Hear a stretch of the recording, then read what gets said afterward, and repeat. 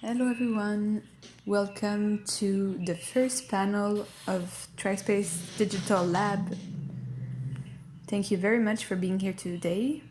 So today it's the first panel, the opening panel that is called Challenge of Public Spaces in Time of COVID-19.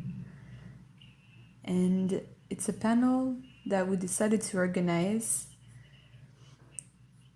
after the pandemic situation that is happening right now of COVID-19, and that has changed a lot of social life and also impacted cities and public spaces, physical public spaces, because a lot of those physical spaces were not accessible anymore or unauthorized to go.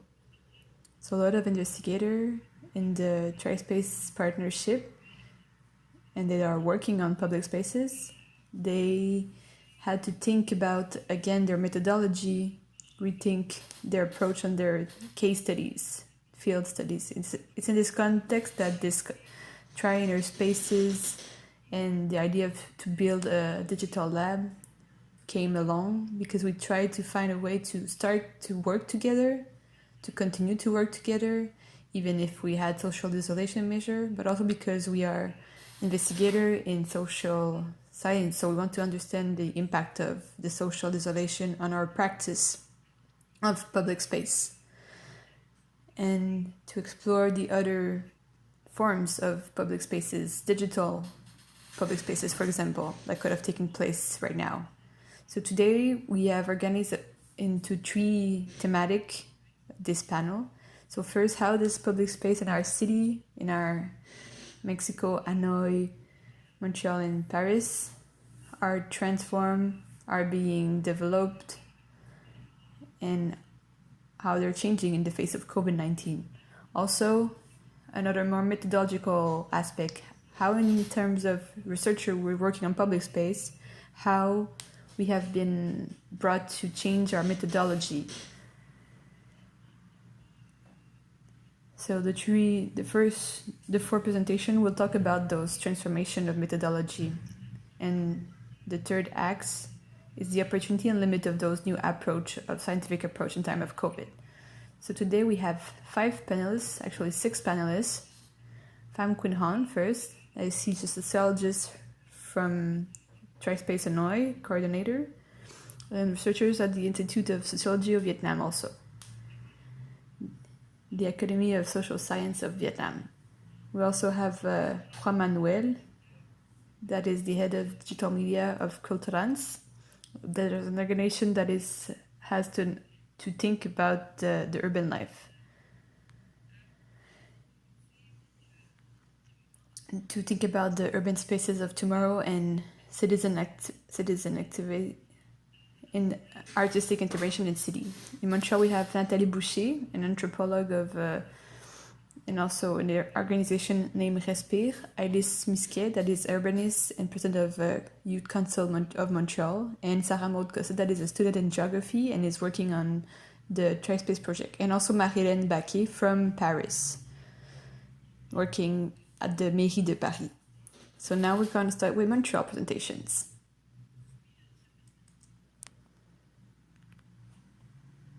Yes, so I will share my presentation right now. All right. Everybody sees?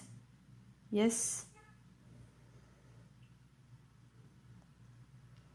Great. So Nathalie's going to start. So, hi everyone. Hola. So we're going to talk about our project that we created for these special times, TRYSPACES, and I'm going to continue in French, so in English this translation. So the three of us, Sarah-Maude, Nathalie, and I, and Alice, are going to present, but I want to mention also that Alexia and Celia worked on this project, and to some extent, Alexandra.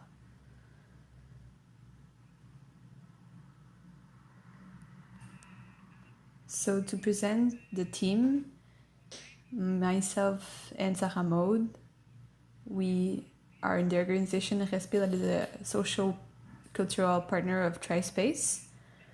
RESPIRE makes qualitative research on public space, and we worked at 3 projects. We are going to work on 3 projects, 2 case study and 1 project for TRYSPACE.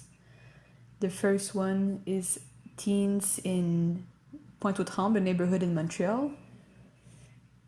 And the second one is youth in public spaces at night in collaboration with the Conseil, jeunesse de Montréal.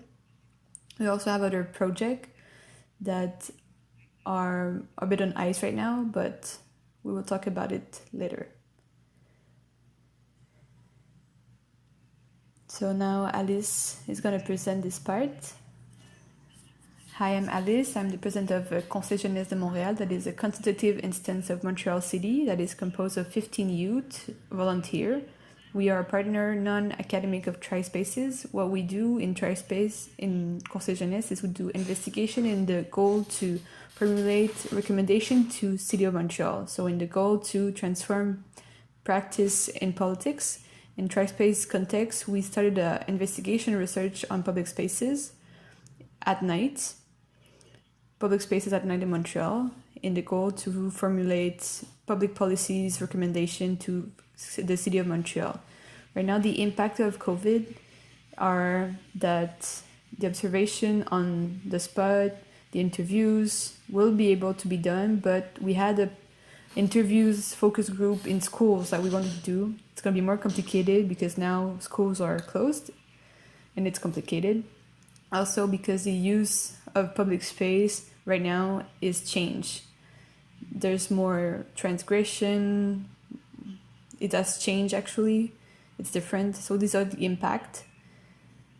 And furthermore, our mandate complementary is to sensibilize and educate youth from Montreal to get involved in an active way.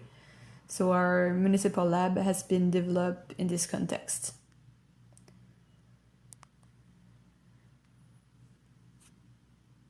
So I'll keep going. The first point, the first question for the one we're going to think about to share is about public space in Montreal in time of COVID. So what we could say is that COVID arrived at the same time as spring, so it's a period that is very critical in the occupation of parks in Montreal, where parks are really used and people are in the park, and also it arrived at the same time as the closing of high school closing. So that's the specific age target we're aiming to reach in TRYSPACE.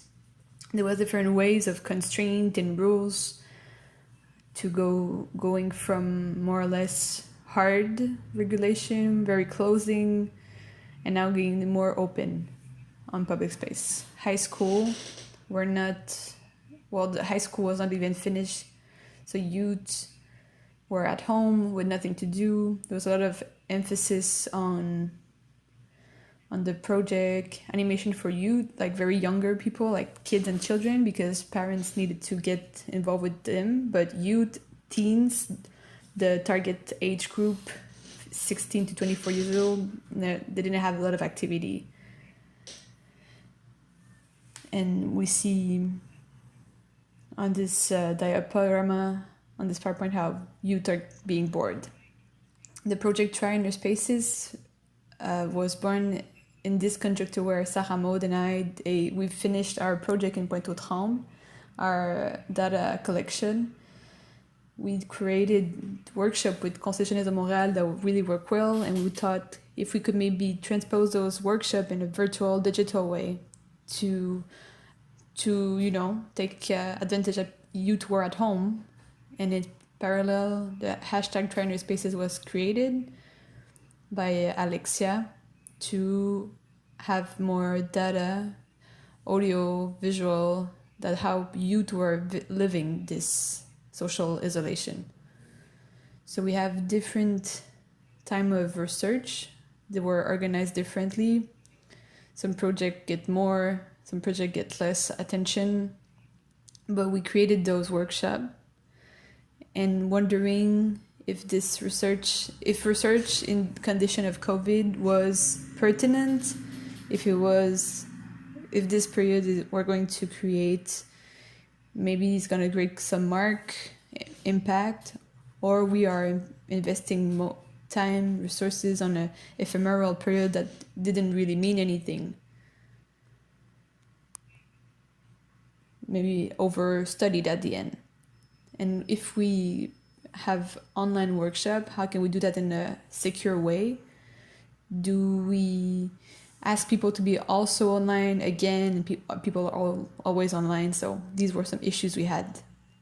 So we got together, RESPIRE with TRYSPACES and the Conseil jeunesse de Montréal, to prepare a series of workshops, and the objective was to allow a discussion to stimulate reflection of youth around their use of public space before, during, and after COVID, or social isolation due to COVID. So since the beginning, we had a lot of challenge at the beginning, and the recruiting challenge. It's always hard, even when there's no COVID, but now it was strategy of diffusion that were only digital. So we went on social media, Facebook, Instagram, Twitter, to reach out to youth. We did this poster with a form to solicit participation of youth. We went to organization, community involved with youth in neighborhood with our own contact. So they can go and reach youth for which they were working with, but also to contact them digitally, it's another barrier to communication. And also to prepare a content that was stimulating, an animation that was stimulating, digitally speaking, in a very short time, because doing workshop on Zoom cannot last 3 hours. It's too long for the concentration of everyone. So really try to reduce the content to something that can be done in 1 hour. And in all that, it's also to be familiarize ourselves, researchers, participants, on all those technological aspects of how Zoom works, and all the issue of access to resources. So some you don't have access to Wi-Fi, internet, a computer, they cannot understand how it works sometimes. So these were a bit of the pre-workshop time. During the workshop, we did it in 3 parts on 3 weeks, so 3 meetings of 1 hour. The first meeting was, the goal was to talk to the youth about what the activities they were doing, the planning of the city, what they were doing, the transgression. We were talking about the rules, the respect of rules or not, their feeling about those rules, about the surveillance also in public spaces. And also to maintain this hype, we gave them a mission to the second workshop. So we asked them in the week to ask them when they go in the public space to create material that represent their experience. For example, image, photo, videos, mental map. And at the second workshop, everybody shared what they did. So we started with this discussion with image, video, photo of everybody, of their experience of public space in time of COVID. And we finished the workshop with a reflection of concrete needs on public spaces that would be useful for the third workshop that Conseil jeunesse is a practical lab workshop where youth learned how to make their voice heard to the elected representative of their neighborhood. So we were 3 animators and 1 person helping for technical assistant in these workshops that was necessary to explain Zoom. And we have between 4 and 5 participants to every workshop. So we had a little challenge. The number of people animating versus participant was a bit similar. Everybody was 20 years old and more, so it was easier for communication between youth from different neighborhoods in Montreal also, so we could compare parks. All the meetings were all more or less 1 hour, so there's always some time at the beginning, so it takes more time. And Zoom was the platform that has been used. So in terms of challenge and successes, I would say the first challenge would be the difficulty to establish a link with the relation with physical spaces. The fact to be in screen and to talk about parks, it can be very difficult, even if we cannot go, because we cannot go on field. So to establish like concrete needs and concrete feelings, it's difficult. So we did a survey, an online survey that we sent to participants with questions very simple to check, options to check. And from those answers, we were able to produce something more tangible. At the level of success, we're very happy since the first workshop, because youth were really engaged about public spaces. It was something they were very interested, especially in those times of COVID. It's super talked about. How do we use public space, interaction between people? So it was really interested. Youth were really interested into that. So for our results, very, very rapidly, the last workshop was ending last week, so we're still like digesting what was been done and what has been said. So we can see differences between what was said, the survey and the workshop, what they've said in both of these. There's a part of the need to answer to the expectation of researchers. We didn't see that in the survey. So there's different level of presentation, auto-representation. So what were more highlighted is that there was a lot of loneliness. These are the pictures of some of the material that's been shared. A lot of emphasis on walking, spending time outside, running. A lot of the criteria of to be in the park before and after the COVID. About the accessibility of active transportation that impacted the way we use, while the youth use public spaces. It's not very clear if they respect the rules or not. In the workshop, they seem to say that yes, they respect the rule, but in the survey, well, maybe they didn't really, there wasn't a level of respect of the rules. And we add the echo also that the public space, they look more like jail. And you have an extract at the left, an answer of the survey. How do you feel about the surveillance? And they say, I don't feel good, it's intense, but I feel reassured. It's like a jail. I'm at ease personally, but I feel like this is having an impact on other, and other don't respect that things. I don't respect what I should do. So there's a tension emerging from the relation to public space. So to conclude our workshop, the last workshop of Conseil, jeunesse, the goal was to explain how Montreal City works to youth and to bring them to formulate their idea in the form of recommendation to the city in the goal to change the city, and to make them understand, to choose tools of citizen action so they can have their voice heard in their ideas to the city council. So what came out from this workshop? So we noticed that there was a facility to analyze public space that we didn't see before. Since public space is the only thing that remains right now, we feel that it's more easy to explain and to understand our needs. So we talked a lot about public spaces more easily. And even if participants, they preferred for most of them not to to not do recommendation that would be applied after COVID. The elements that were chosen reflected the actual issues. So what has been chosen was a non-respect of social distancing in park, the trash that is overfilled, not a lot of bathroom, not a lot of parks, green spaces for all, unequal access. So this is the result of right now use of public space in time of COVID. So we asked them to do some recommendation, and what we notice, and even if the pandemic, the youth were engaged, so they can still have a political impact by Facebook, by email, and some spaces are more accessible than before, actually, because now everything is online, distance, so you can participate, you can ask a question to your representative elected because it's online, so it's easier. So to conclude on opportunity and limit of research in time of COVID, Our principal limit was the lack of link with the situation, the concrete situation. It's hard to project ourselves in public space since we cannot be there. It also depends of the group we have on Zoom. It can be a bit something intimidating online to talk. Also to master those technical skills is difficult.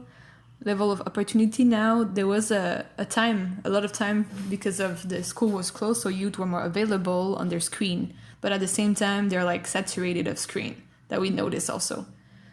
Another opportunity is that it's easy to share content. It's easy to share it online, to have discussion. And there's a participation, we can do different type of participation with surveys, so that's very interesting in the level of opportunities online.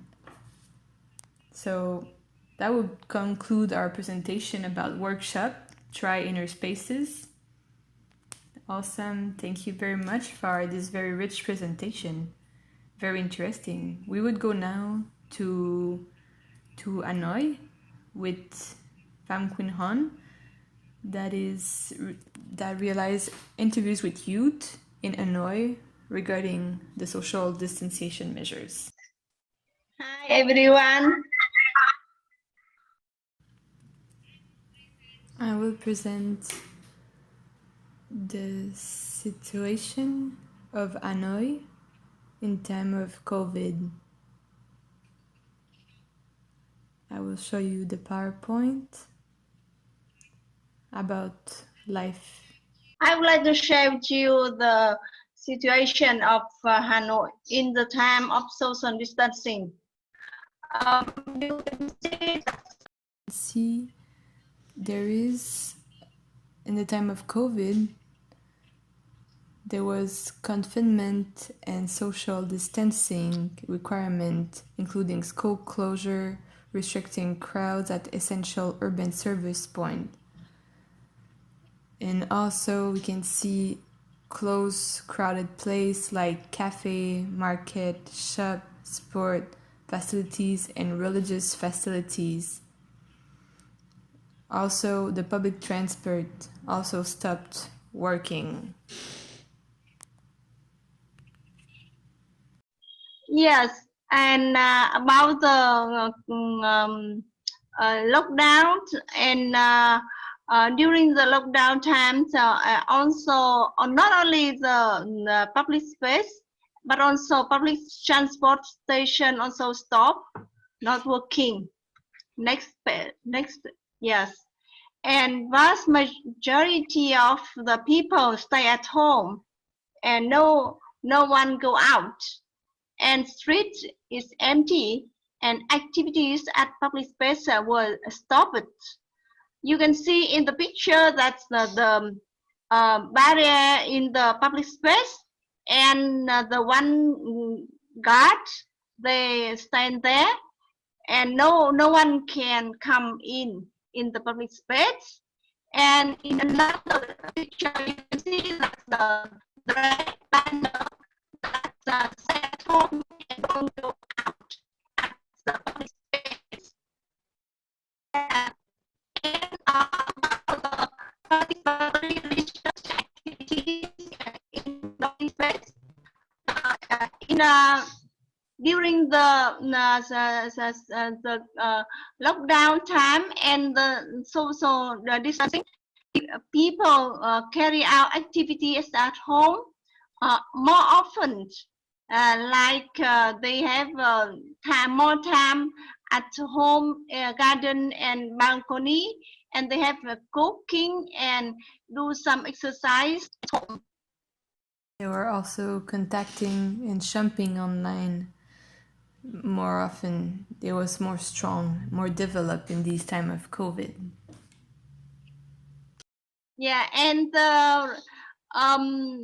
we also do research using online survey. There are many. And we also did research during the COVID using online survey. So there was a lot of online interview, and face-to-face interview were also done with social distancing. and we keep distance and wear a mask. There's a fine if you don't wear a mask in public also. So that's how we did for the interviews. Of social distancing, when we implement social spacing, people pay more attention to social issues. They are also more aware of the public space. So these are opportunities we can observe. More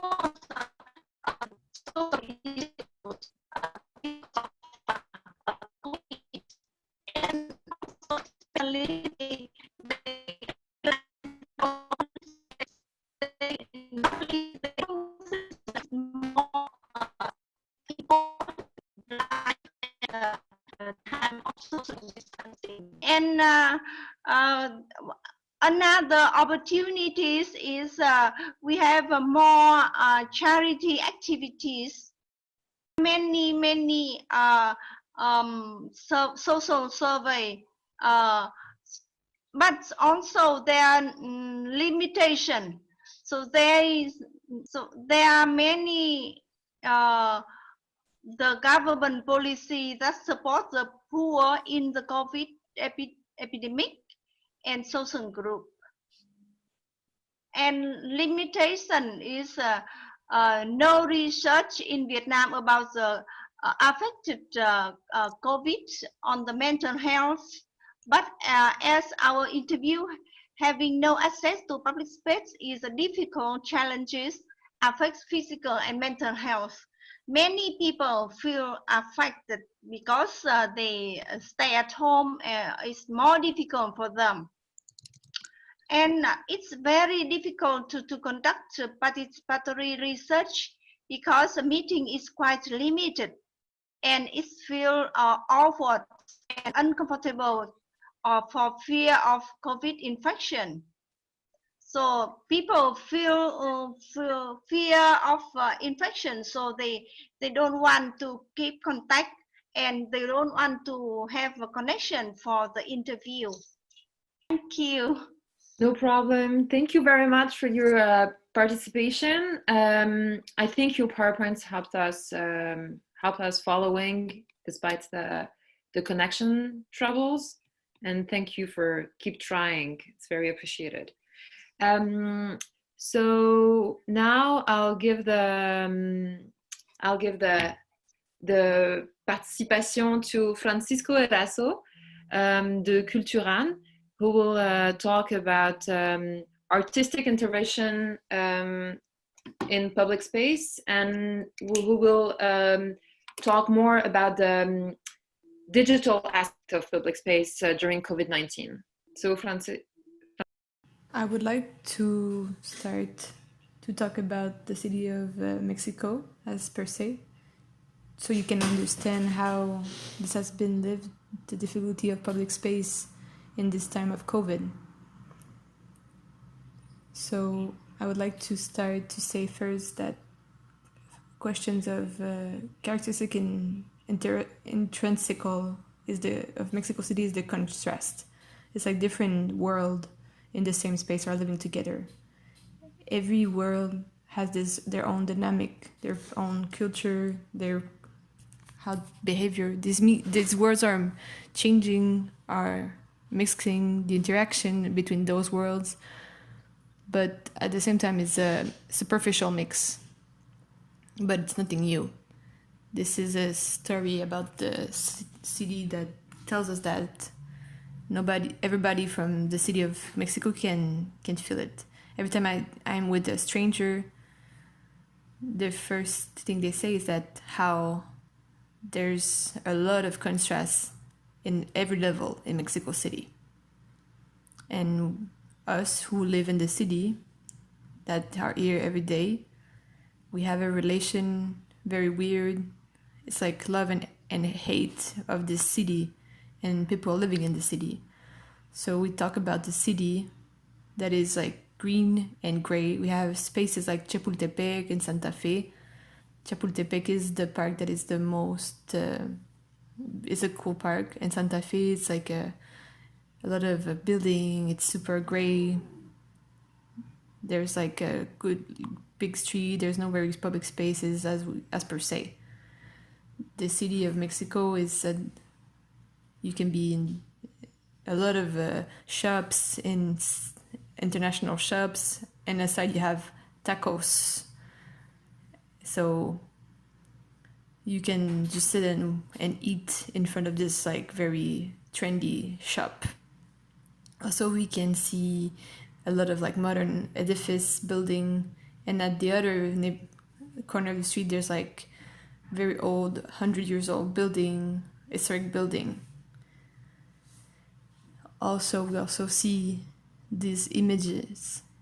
I guess you saw it, the air view of Mexico, where we see like urban spaces very, very big, full of houses constructed, people with few resources, very cheap, with some type of roof, used recycled material. And on the other side, there's a wall that is divided a residential area with people from another like social standard. So we can find very, very strong contrast in the city, only in this place, only in one zone. And in this COVID time, these contrasts are being more evident right now. Not only like rich and poor, but also it's more evident that it's like an art piece, and the city is like an art piece now of all those contrasts. One of the important thing of the city of Mexico, not is the time of it's about the community, what is important. How do you do that the citizens feel like they have an impact, they feel responsible, they can build something instead of putting everything down. So it's very weird because in this time of COVID, where we have this feeling of coming back to a new normality, we hope that this new normality there will be more compromise. Maybe sometime that a new normality that where a different world exists together, and to have the best of both worlds, to make a better city. A new normality where it's more inclusive, where every sector is more helped. No, it doesn't matter where it comes from. To have access to some funding from government. So it would be a normality where everybody who lives in this city are looking for the best for everyone. And it doesn't matter if we're in a time of COVID. One thing I have here in the city is that, for example, I don't know if you heard about the earthquake that we had a couple of years ago. The means of communication, everybody was talking about how Mexicans got together to get over this tragedy. The problem is what's going after that. We can unite ourselves in a hard time, but how do we maintain this new alliances in years after? So how we live this situation right now in the city of Mexico, we can see that the city just shows those contrasts even more strongly. We can see places where there's no one. It's desert. They have masks. The parks are empty. A lot of shops are closed. There's not a lot of like cars, transit. And people are like looking for social distanciation. But some people have to go outside to work. There's a great desire to maintain this, to flatten the curve, and a lot of people remain in house when they can. There's people that have food stand. And there was some, even if people had to go outside, they tried to be socially distant, even if they had to go out. And there's people are trying to help their employee, because some people don't have any income right now. And those employees, maybe sometimes they cannot work from home, but they have to maintain this, they're trying hard to help. There's groups of persons are doing initiative to help people who need it. For example, to give, for example, food, or to help to go deliver stuff at home of people that cannot go out. Some classes for kids, free classes. We have all that, you know. There's like initiative from different person. And we cannot let that the world of COVID destruct the public life of the city. But at the same time, we have also antithesis. Some people say that COVID doesn't exist, that it's a story to make us afraid. Or if it does exist, and this is a very famous sentence in the television, that, so what can I do? If I have it, I have it. So it's sort of a acceptation of the city instead of wanting to change the reality. There's some situation that the food court, the little places to eat have been affected. Also places to do some fiesta, to see your family, or like big party. That was a normal practice. But some people keep doing it even if they know they can't. Well, to see where the people with business are trying to help, but there's people that not really do that. Some people don't close their shop, and there's also an occasion so people they can receive money from the government too. It doesn't matter maybe sometimes what the workers are feeling. So it's a world where the people from health also are being affected, from health sector. You know, some nurses, they were having overwork, and they've been attacked in the street because they were going very late at night. So there's a lot, also people that are, you know, since the police is not really present, a lot of people are stealing also, or getting more stuff from the trash, or more like illicit activities, false papers are being done. It's a reality that is weird what we are living right now in Mexico City, where some things are very good and others that are more, that we can see they're not working. And it takes of the good thing that is being built right now. So amongst all that, how do we live public space? Well, obviously it changed radically. Just the fact of social isolation, it's a change, but also even if those new rules, people follow their own rules sometimes, but there's this new public spaces being created right now where people are doing activity that usually they were doing in park. So those new public spaces, weirdly, are the garage, for example, of some building. So there's a necessity to also be in nature. In Mexico City, it's important.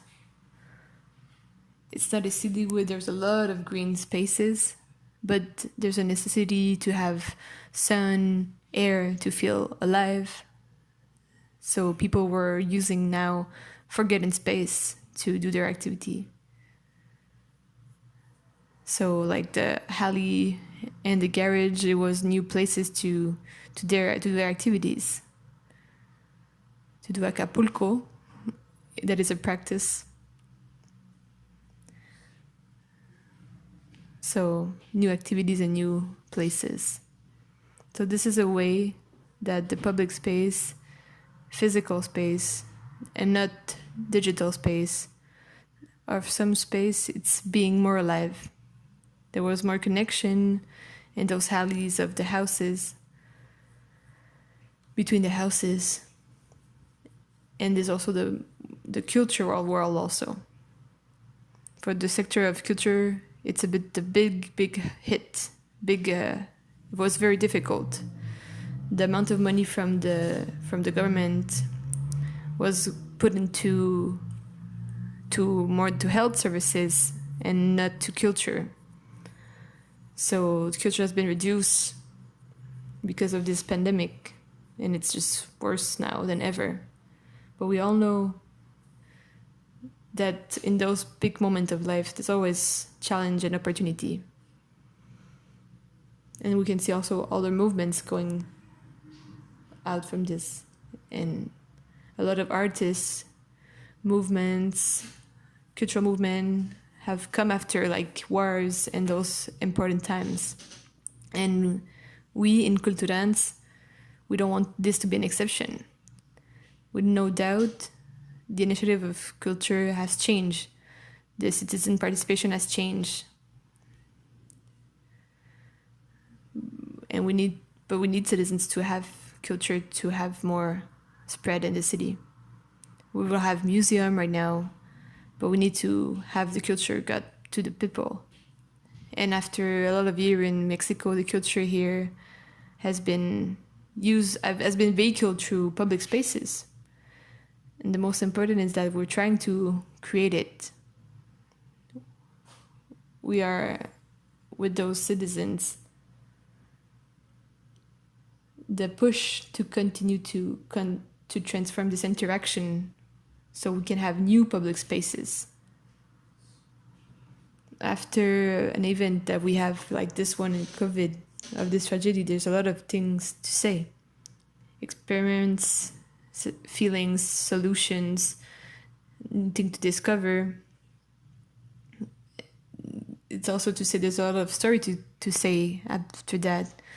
New resources after the COVID, and a lot of people will want to share those stories. But they will want to live together and use public space. And I think this doesn't only happen in Mexico, but anywhere, in Montreal, in Hanoi, in Paris. And we think that the one who are in cultural artistic sector, we want this to be a new way to share culture, a new place of expressing, and those spaces to be secure also. So it's a government also responsible to help the cultural aspect and the citizens to live those new culture and public spaces.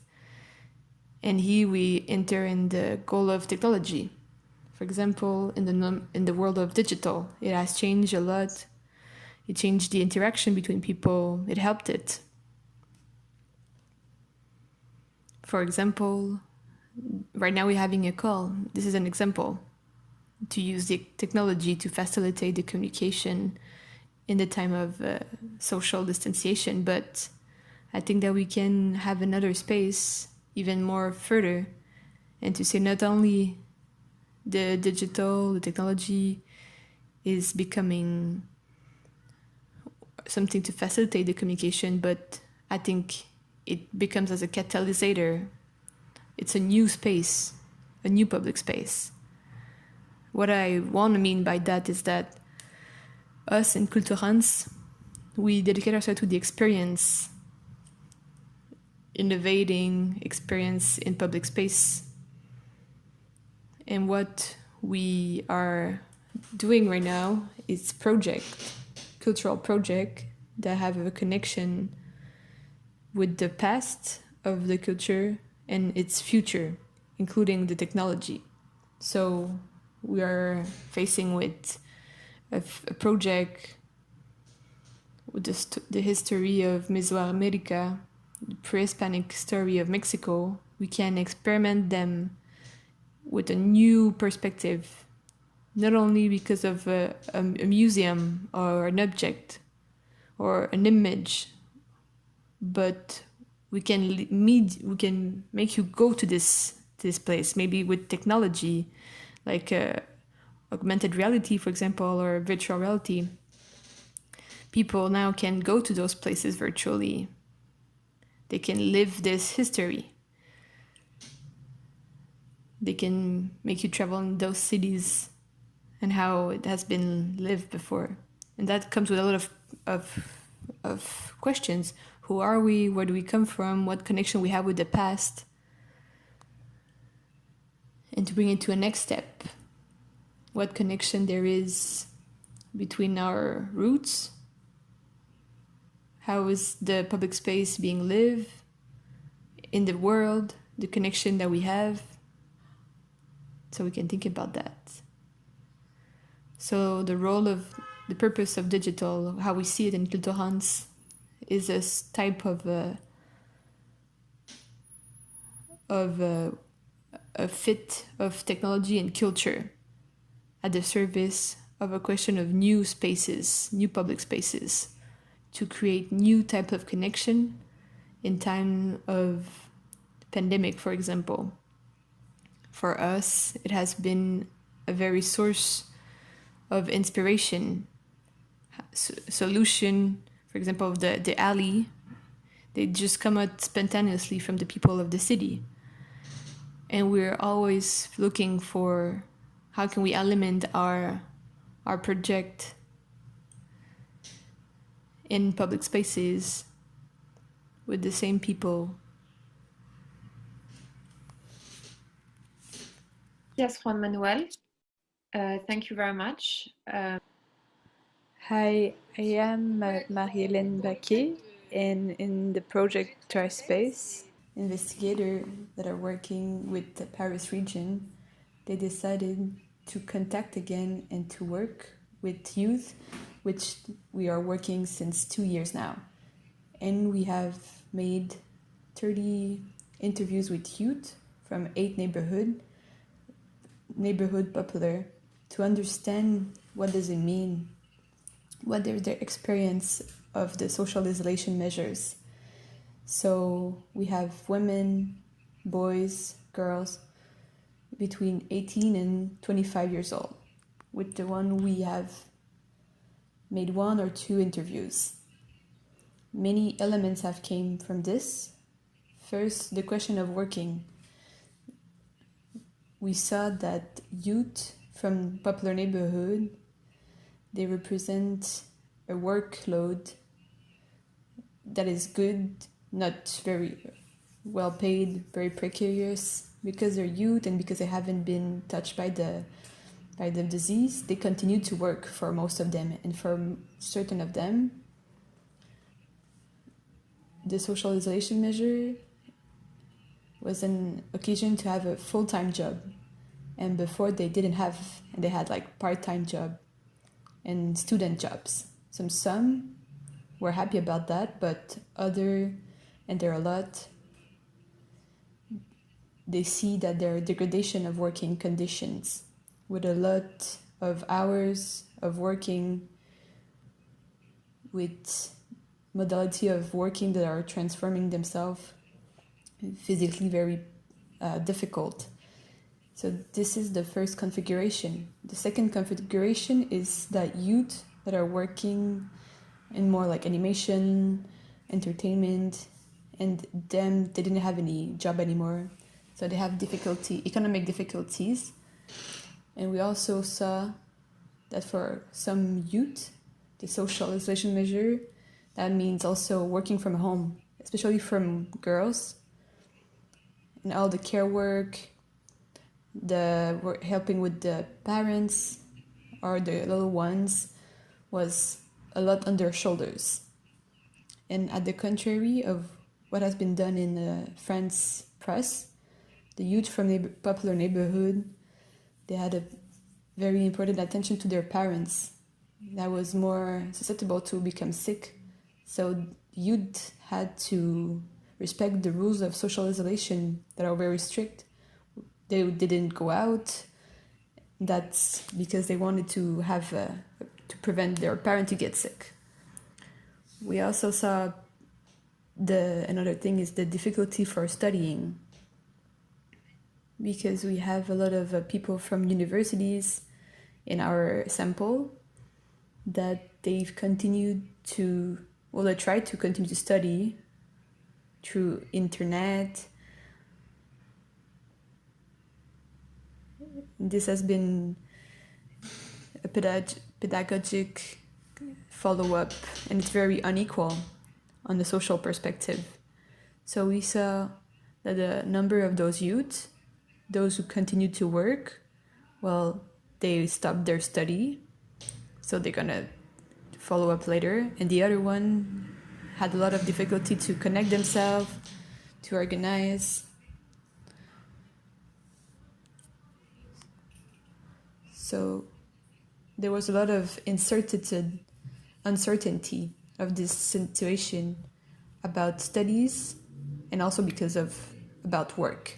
But what shocked us the most is that we underlined those difficulties, but youth, they found a lot of help and tactics to answers.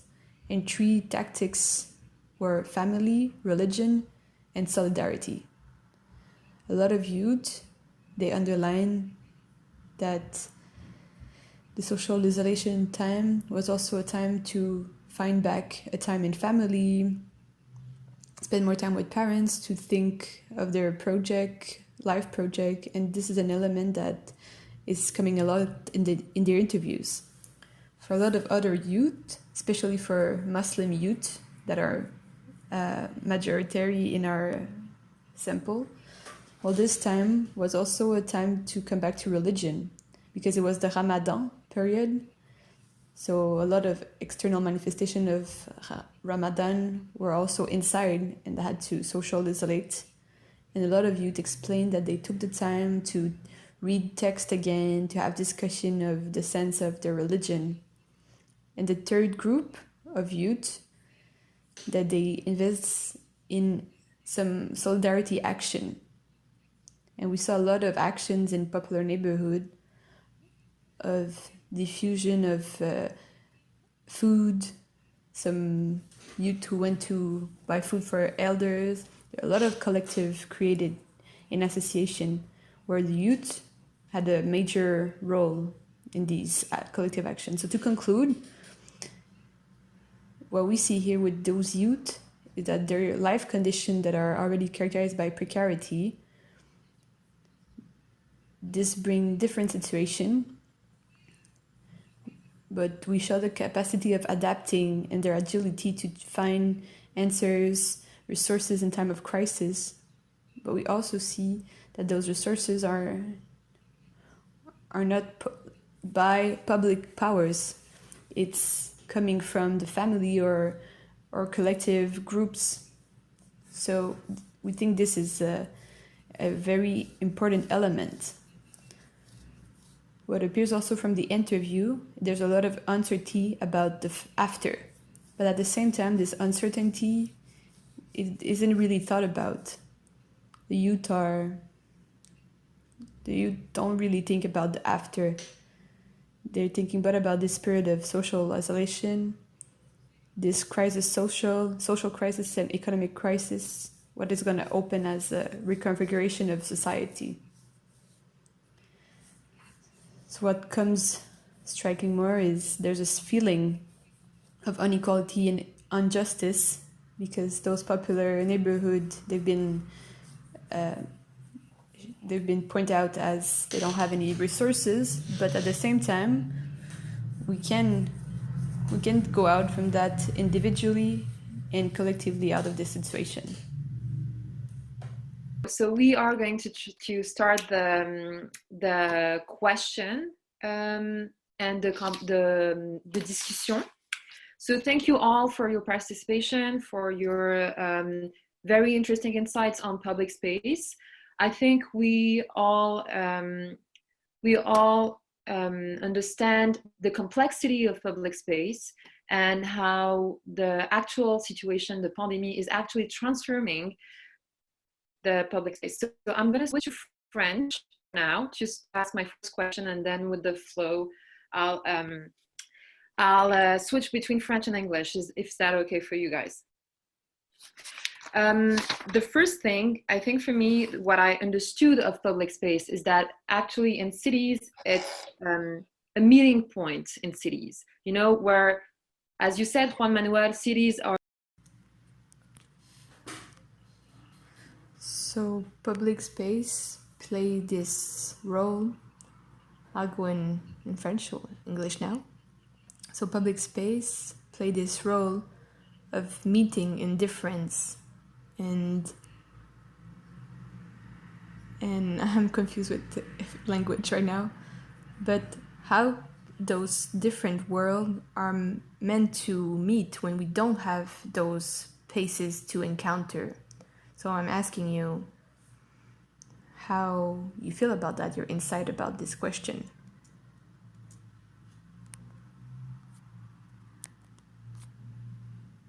So it's the idea of the public space in time of meeting and how the meeting can be done when we don't have access to these spaces.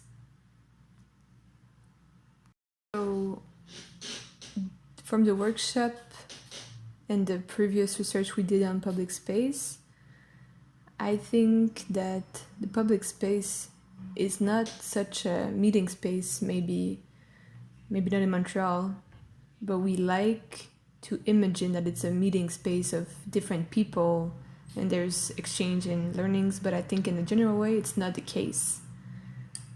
And the workshop show, one thing that was interesting in those workshops is that we had people from different neighborhoods coming, and someone from our team said the fact that workshops were online, we were more open. The youth seem more receptive to images and exchange. What was exchanged from other spaces, from other neighborhoods. And if we would have done physical activity in physical spaces, we would have been in one specific place, and it would have been hard to project ourselves. But to exchange could be more difficult to say that at my place it looks like that, to exchange about that. But I really like what Juan Manuel said about the digital. It serves to a creation of a new public space. That's what we did, I think, with the workshop. The workshop became a new public space where, like in real life, we were in our houses, in our neighborhood, in our differences, but we met in these places. And I think this bridges what the public space might not do in real life. I mean, it's not real that someone from a south neighborhood of Montreal will gonna go to the north of Montreal in a day. That doesn't happen. But through this public space that is created online, well, we achieve to create this new public space temporarily.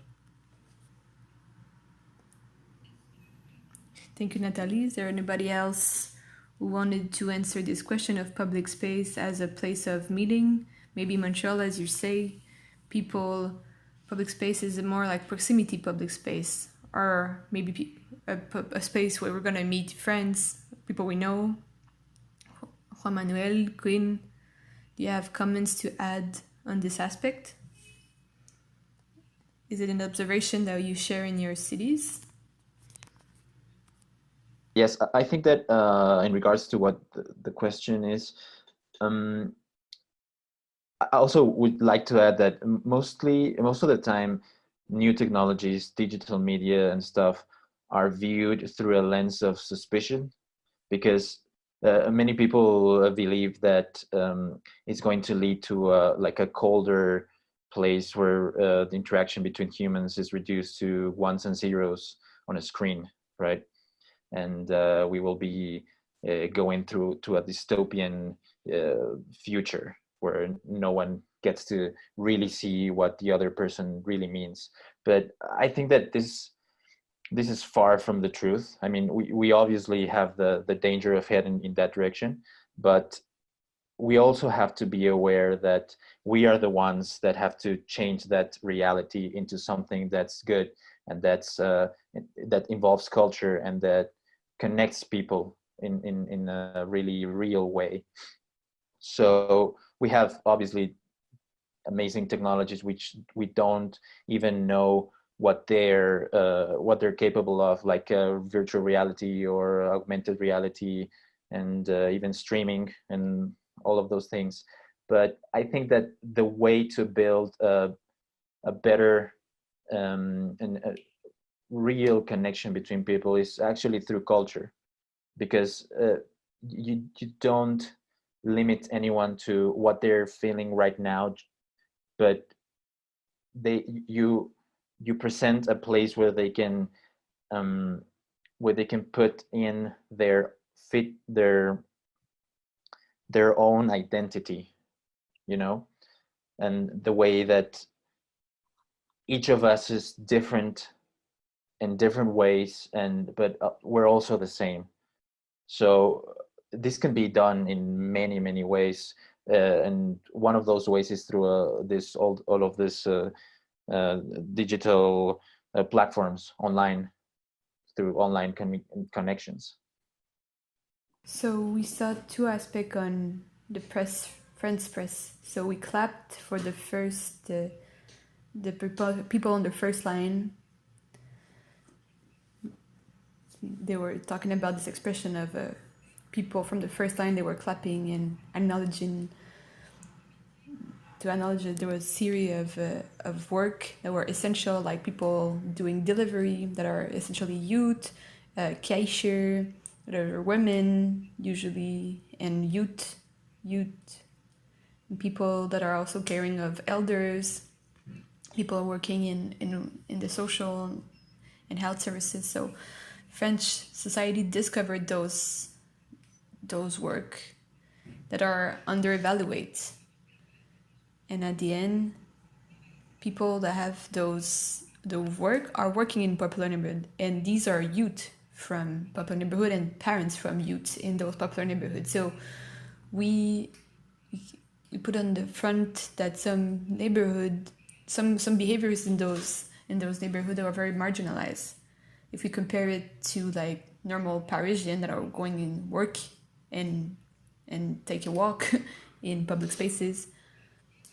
So in public spaces in the Cité, in Aubervilliers, it was different. So she remembered an interview with a youth, what she saw from her window. There was three young people just there hanging out. So there was a lot of a mediatic showcase about how youth were not answering the condition, but they were actually respecting the rules. In the transport as well, there was not a lot of transport, and youth that were continuing to go to work, well, they were facing the reality that they had to ensure their mobility in other ways in difficult conditions. Also, a lot of noise disappeared from the city. And the public space, in big part, was empty. So from the youth that we interviewed, there's one youth who said, it's going to be hard to go and see friends, but others were very respectful of the rules. So after this, taking public space as a more broad way, applying the question of public network, social network in the city, on this point of view, there was an investment very strong from youth. They were occupying those spaces. And this is very interesting. This is something that we already noticed in our investigation in TRYSPACES, is that the capacity of youth, their volunteer to construct their own information and to go outside from the big network channel. So they were going to find their own news, different networks, without going with fake news, but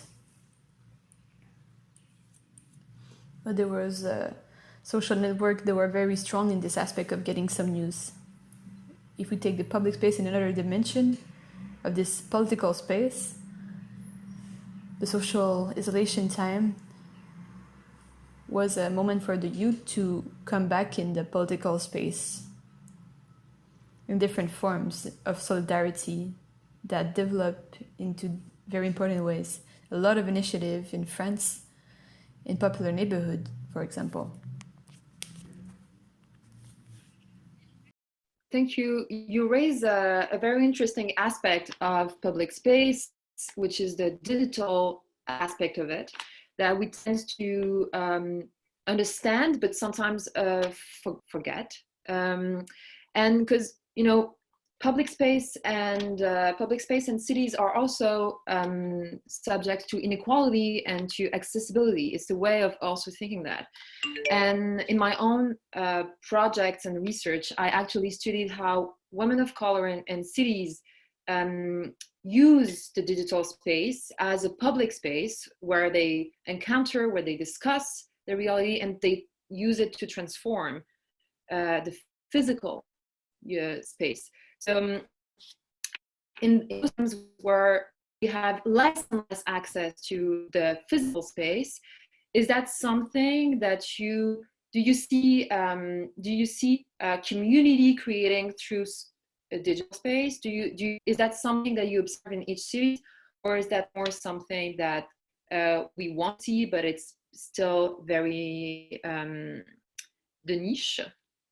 It's very minimal and it's not. Are you hearing me? My computer is freezing. Good, thanks. I'll just say something. I'm not sure if I understood correctly, but it was an option we decided to reach out to youth through Facebook and Instagram and other media, but I'm not sure. I think we overestimate how much they are on those social medias, or maybe it's not as used by them as we pretend, or maybe I don't know, maybe it's a projection of older people looking at how youth are all over technology, but at the end, are they really, or they're just going outside, hanging out with their friends? And to me, it's not as clear, but it's not an aspect that we considered, and we did not do research on the social medias. But I'm not sure what's happening in there for youth. If I may, I think because I participate also in Montreal, I feel like it's, you know, I think if you have access to public space, whether it's pandemic or not pandemic, you will still use the physical public space. I think for people for whom physical public space may be dangerous, or maybe, you know, we observed for example, in Montreal, the fact that cities are empty. Few women felt more unsafe in a city where usually they actually felt super safe. And so it changes their behavior, and they talked about it on social media, for example. And so Alice, you were saying that to participate and to reach the politicians and to talk about their, you know, how citizens wanted to change and politics, social media and digital conversation became an aspect who facilitates. Is it? I think that we think that citizen participation is disconnected because people are staying at home, that nothing is happening, that public consumption has been stopped. But at the end, I think that it's even more easy to participate, in the sense that everything is digital right now. So it's less intimidating to contact someone by email, for example, because everything is online anyway, right now. So asking a question to the municipal council for people who want to bring a light on some issue to representative before you had to go there to talk in front of a representative that are maybe 10 people in a neighborhood, maybe 100 people. But now you can just put your question online or by email, by recording, so it's less intimidating at the end to participate, I think. So at the end, it's more accessible. Did you have any other comment on the relation of public digital space and online space? All of your presentations. I would like to follow up on something Juan Manuel said about time. He is talking about the use of digital space as a way to connect with the past, connect the current situation with the past and with the future. We've been talking about how do physical and urban space connect to one another, and that, you know, through physical space, through digital space, it's less difficult to participate, it's more accessible. Quynh Huong was saying in Hanoi that yes, youth are using digital space quite a lot as well.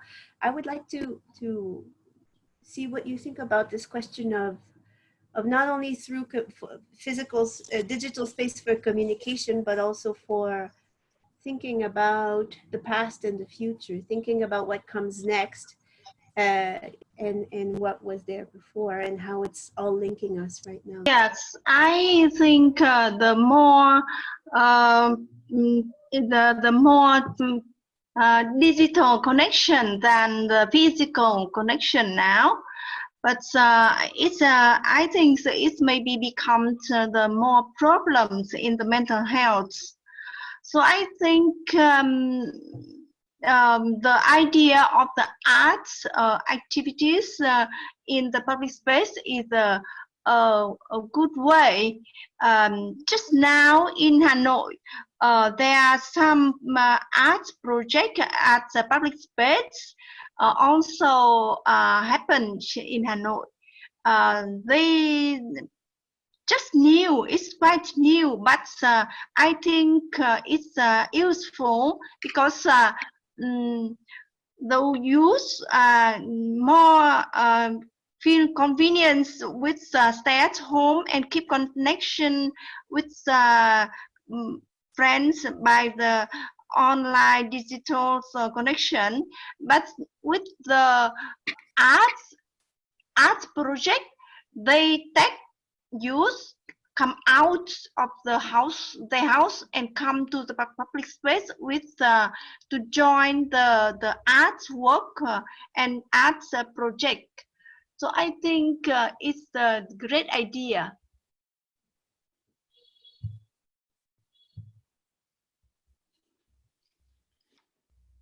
So thank you. Thank you. Thank you for your intervention on time in the public space. I would go on another aspect that we are studying in TRYSPACES, and it seems to be pertinent in time of COVID, is this question of norm and the respect of rules and the transgression. Because actually pandemic made appear new rules, as Nathalie was saying before. In Montreal, it was becoming suffocating. Juan Manuel was saying at the beginning of our workshop that some Mexican people, they find that there was not enough rule to protect themselves. And it's at the end, in Hanoi, the rules might be more respected. So I invite you to maybe to continue this reflection of the question of the importance of the rules and the transgression and in the, our different realities. So Juan Manuel was saying some parties were still going on, and the contrast in Hanoi, where people were respecting more the rules, the social isolation. So, what are those differences?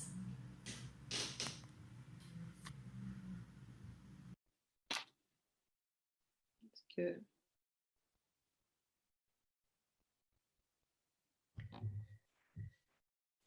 Je peux peut-être y aller. I'm under the impression, well, Sarah-Maude and Alice and Celia, you can maybe confirm this, but workshops we did is that, again, youth as other citizens are able to navigate through different environment and different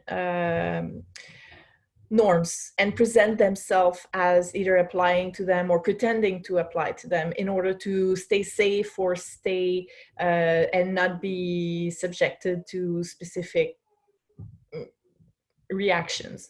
So it's, I think, again, when we did the workshops, they pretended that no, they follow the rules, but it's fine.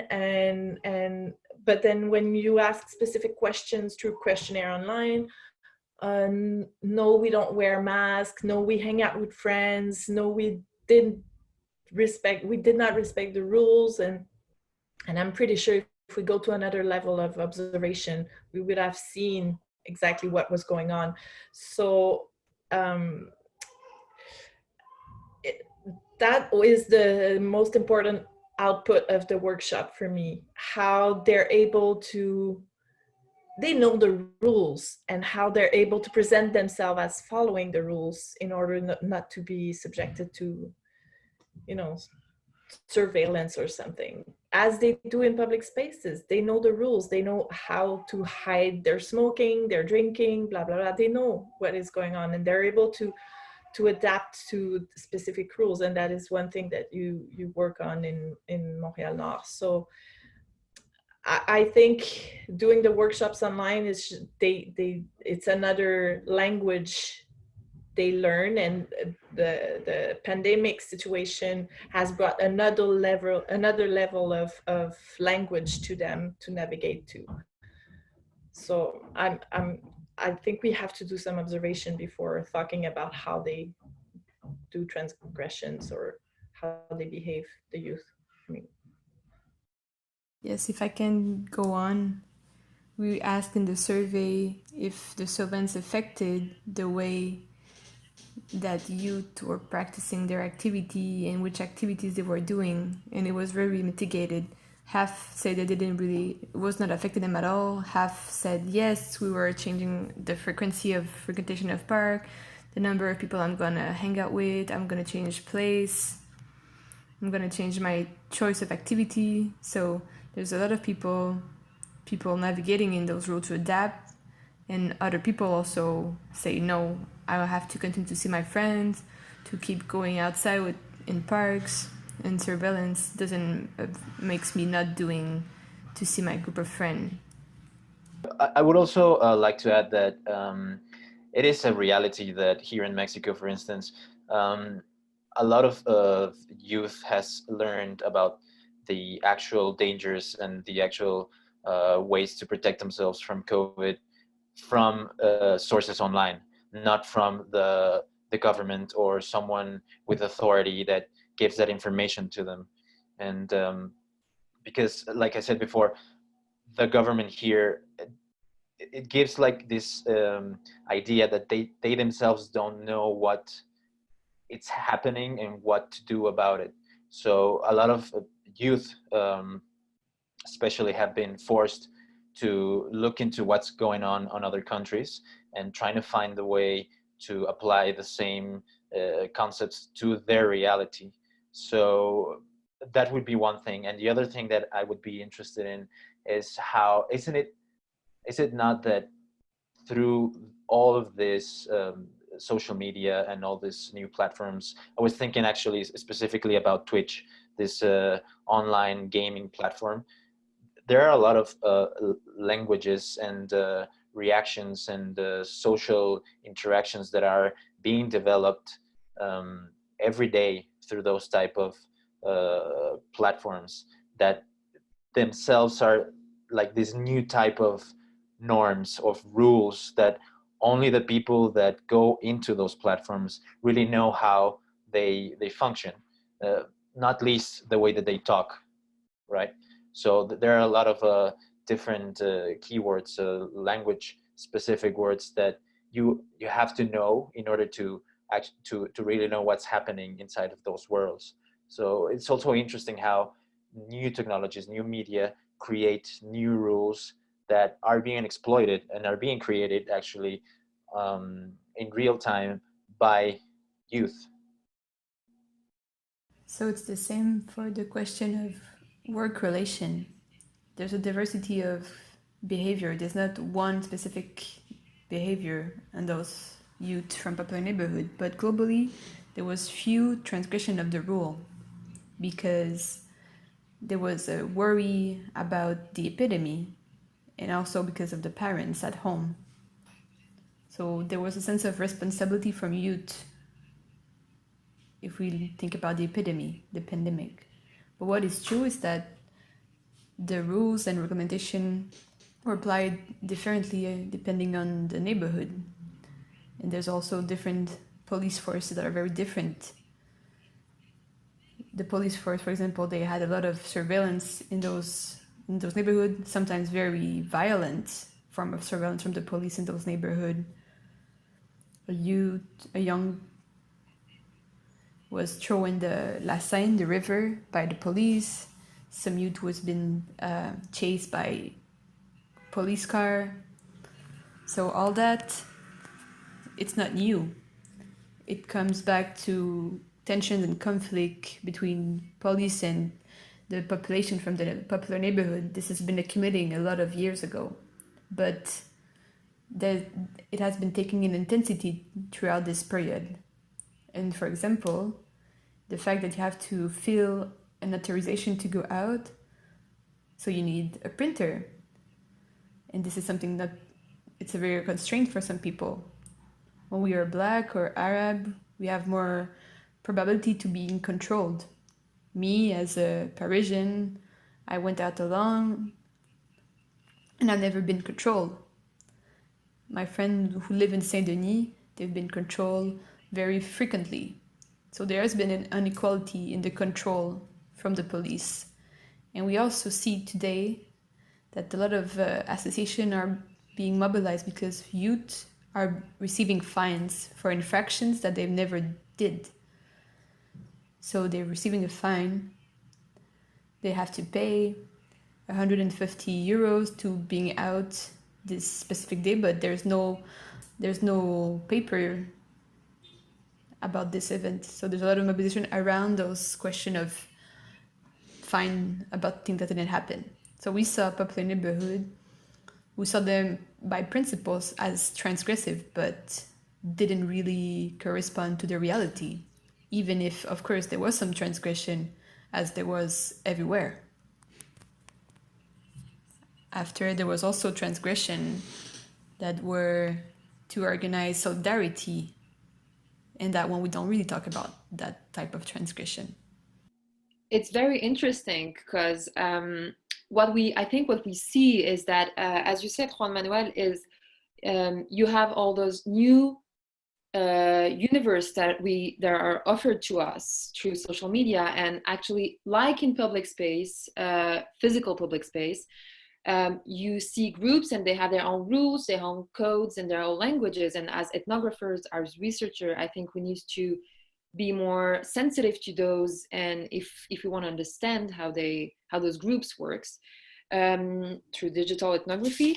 But it's also what's interesting with the what's happening now with like all the, it's also, I feel, and I'm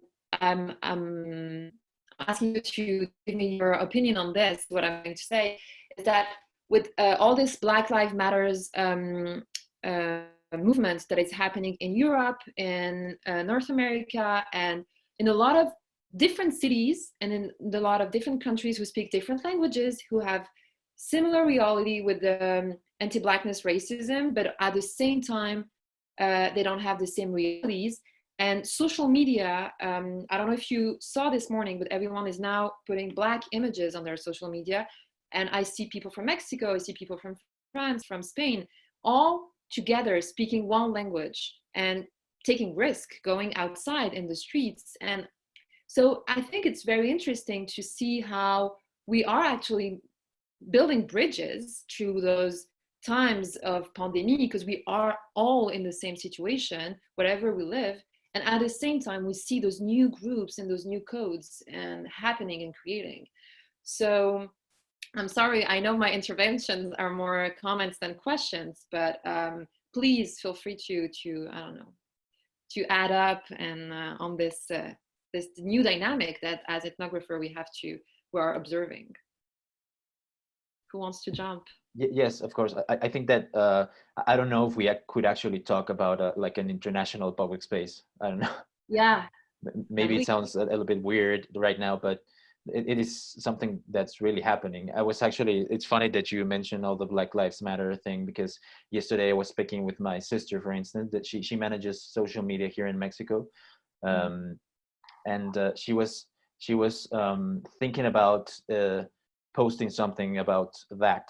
So it instantly jumped in my mind that it's amazing that something that's going on in North America is affecting something that my sister is doing for her job here in Mexico, where and it's something that many people would say, you don't have anything to do about those issues. But the thing is that we do have to do with those issues, and we have to do with everything that's going on in Europe and in Asia, because we are actually all connected. And that's why this idea of like an international public space, I don't think it's that crazy to talk about something like that. Mm-hmm. Yeah, Nathalie? I think for the sake of future research, we have to consider social medias, but to some extent, we have to consider also the fact that technologies are not available to everybody. A lot of things are happening outside the virtual universe, and although it's important, it's not the only thing we should consider.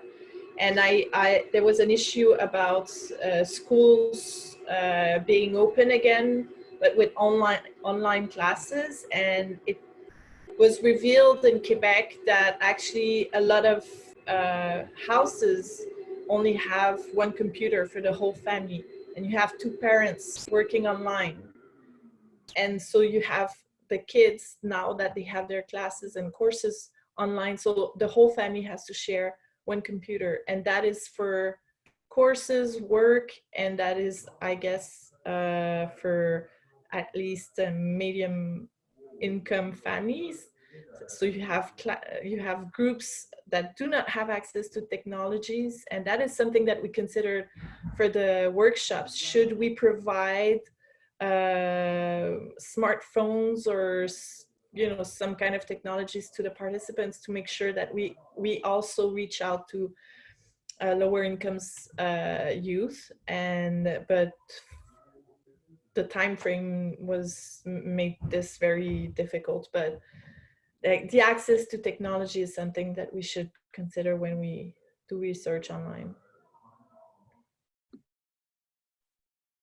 Yes, Juan Manuel?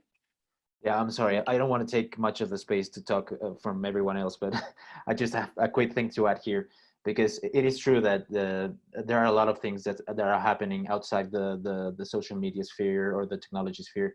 But something quite funny happens here in Mexico, which I don't know that it is something that also happens in other places. But for instance, a lot of people from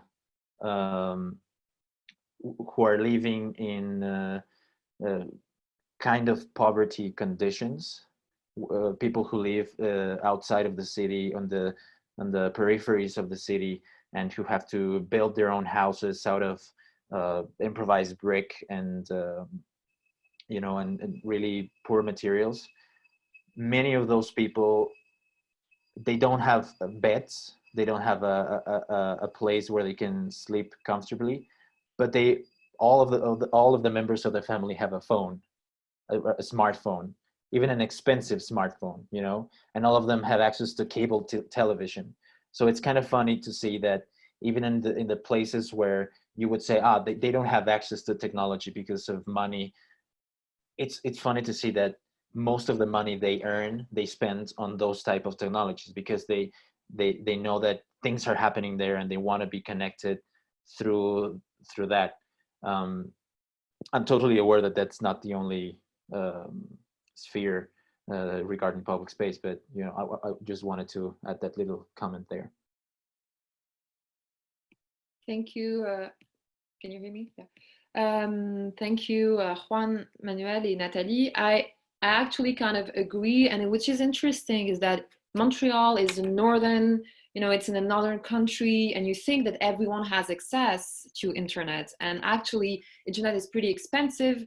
When we were chatting before the meeting, we were talking about how we are stealing internet from neighbors, we have connection problem, and I think in Mexico, maybe because it's a more density, it's more accessible to have phone forfait, or way less, way cheaper than what we have in Montreal. And so I think I agree.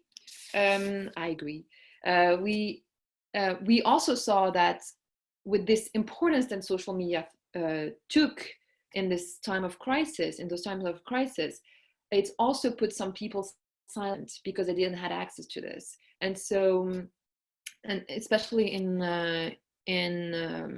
as much as I think social media can open spaces for democracy, it's also, you know, exclude some people, and especially in Montreal, we saw that. I don't know how is it in Hanoi? Do you see those kind of dynamics applying to, or it's like more like in Mexico, and people tend to have a broader access to internet?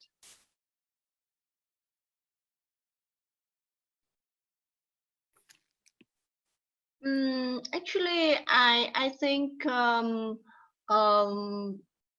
during the pandemic, it's not changed much in terms of democracy. Just people feel more lazy to go out. Before pandemic, they access to the public space is not easy. Not only because of lack of public space, especially in the poor area, but also because of air pollution, no trees.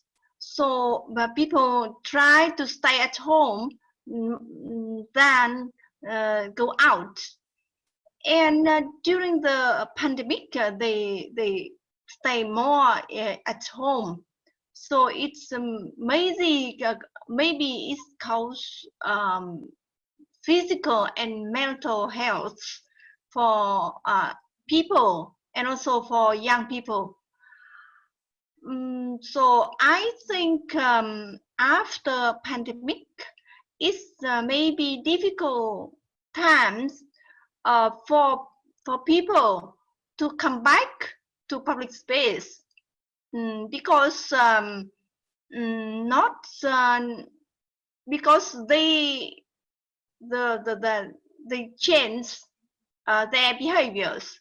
They use more connection in the online, shopping online, connection to friends, for the family online, everything online, working online, and study and school online. So so they reduce the time in the public space. Yeah. Thank you. And you bring a very interesting aspect of the conversation that we didn't have the time to raise that much today, but it's about you know, the contrast with public space. It's actually home, and a lot of people are spending more and more time, whether their home is comfortable or not, they have to be at home. And it raised the question of coming back to those public spaces. And so I was going to conclude with what will happen tomorrow. What's this, the public space of the future? And I think this introduced pretty well the last question that I have for you this morning. And I would like if everyone could give one last answer to the group about what will be public space tomorrow. Will it be a public space and collective public space? So I think if we look back in history, public space has always been the place of for people who has nowhere else to go.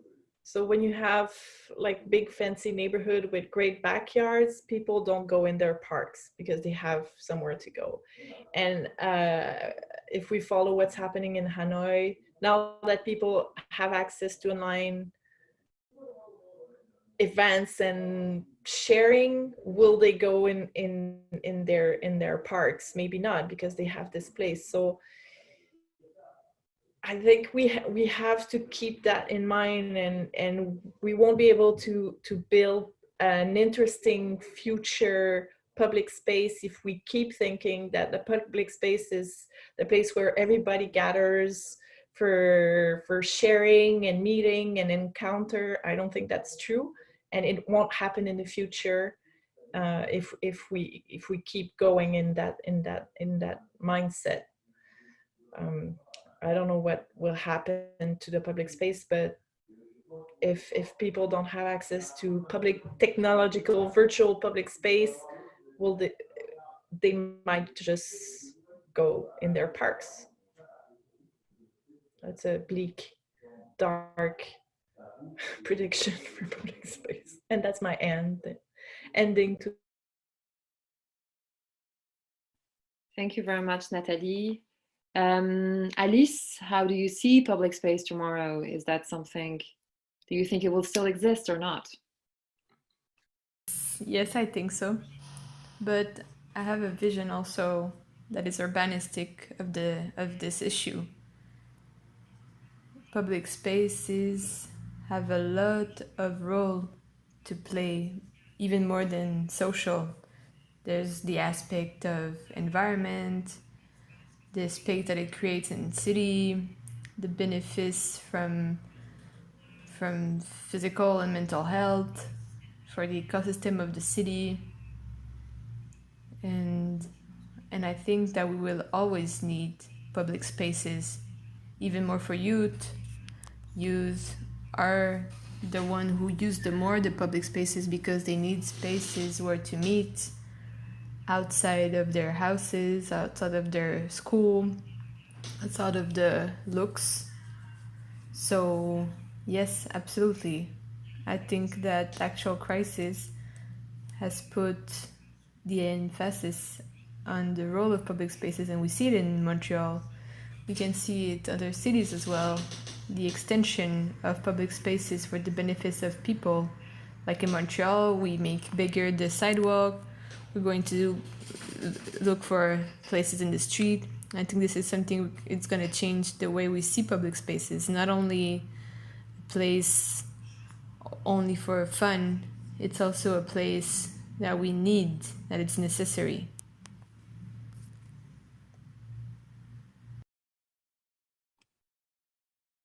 Voilà mon point. Merci, Alice. Quynh Huong, do you want to give us your word of conclusion about the public space for tomorrow, of tomorrow?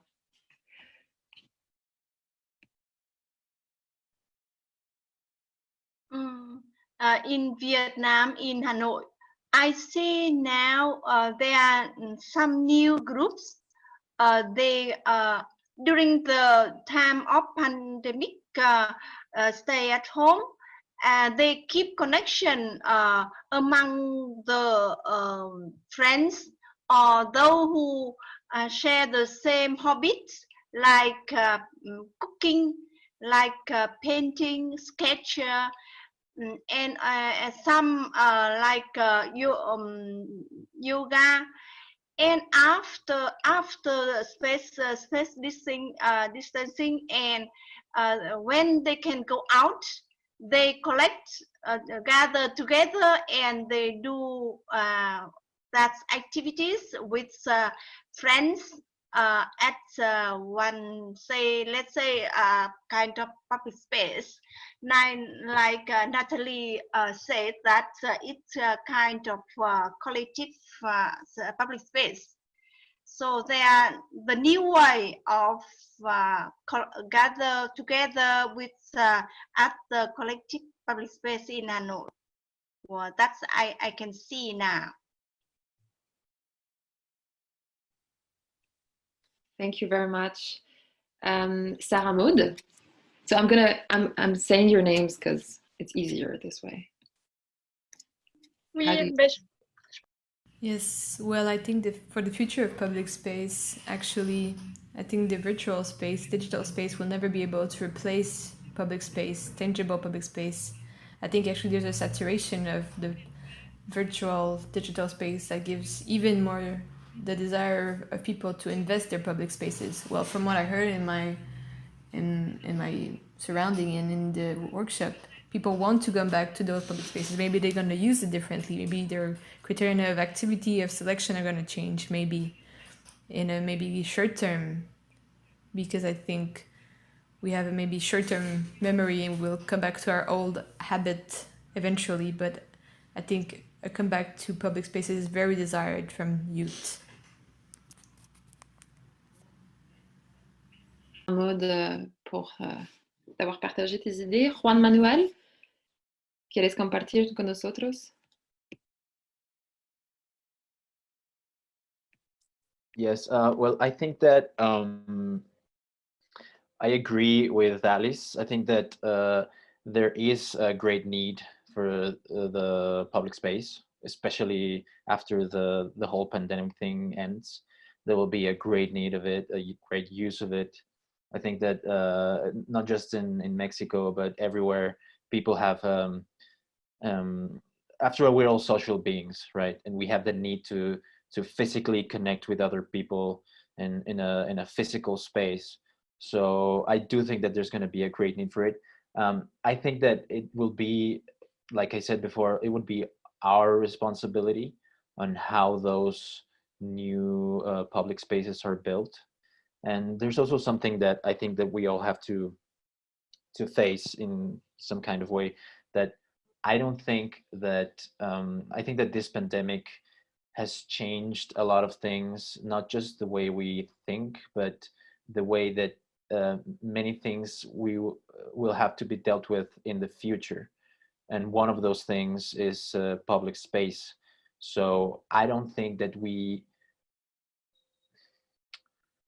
I mean, I cannot be sure completely, but I don't think that we will be returning to public spaces the way we did before. I think we have to imagine a new kind of public space, one that has to be able to join people in a physical way, but also takes advantage of the new technologies and new ways of handling things, not just the